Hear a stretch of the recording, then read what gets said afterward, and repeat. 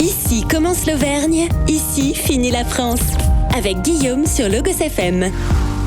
Elles sont minuscules, mais elles ont un pouvoir de nuisance énorme. Les punaises de lit, tout le monde en parle, tout le monde les redoute. Alors je vous propose, sans mauvais jeu de mots, une petite piqûre de rappel sur les bons réflexes à avoir face à ces parasites. Pour ça, rien de tel que le regard avisé d'un spécialiste comme Olivier Bouchon, gérant de Domhygiène. Il est actuellement débordé de travail, mais incollable sur la question. Il y en a de la petite à la très grosse. Elle est assez foncée.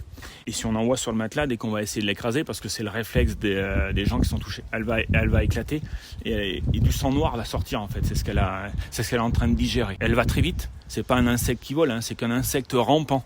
Par contre, elle va très très vite quand on la touche.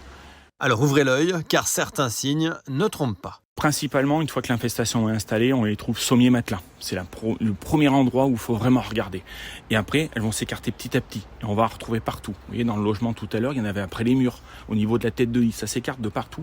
On va retrouver dans les plinthes, on va retrouver dans les placards, on va retrouver derrière les prises électriques, les interrupteurs. La moindre fissure qu'elles peuvent aller coloniser, elles vont aller la coloniser. Ce qui peut mettre la puce à l'oreille, c'est que les punaises vont piquer en ligne en fait. Elles vont faire plusieurs boutons les uns à la suite des autres en ligne. Et toutes les traces de déjection qu'on peut retrouver dans la literie en fait, comme des petites taches de sang, des petits points noirs, c'est les déjections qu'elles font une fois qu'elles vous ont piqué. Donc ça, il va y en avoir partout. Vous pensez qu'à ça en fait, vous en dormez plus. J'ai eu des témoignages de mamans qui passaient la nuit à pas dormir, à surveiller le lit de leur enfant avec une lampe électrique et ramasser les punaises quand elles venaient essayer de piquer quoi.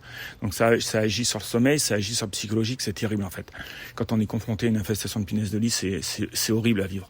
J'ai des témoignages, les gens ils sont au bout du rouleau pratiquement. Allez, pas de psychose, mais de la vigilance tout de même, car selon l'Agence nationale de sécurité sanitaire, sur ces 5 dernières années, 1 foyer sur 10 a déjà été infesté par des punaises de lit.